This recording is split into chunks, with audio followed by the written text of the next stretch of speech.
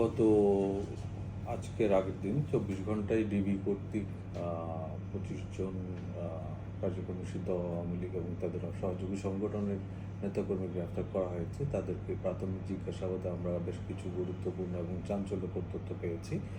তারা পরিকল্পনা করছিল রাষ্ট্রীয় অতিথি ভবন যমুনা, যেটা মাননীয় প্রধান উপদেষ্টা সরকারি বাসভবন, এবং ঢাকা শহরের বিভিন্ন স্থানে তাদের দলীয় স্লোগান সম্বলিত বিভিন্ন স্লোগান দিয়ে এক লক্ষ গ্যাস বেলুন উড়ালো।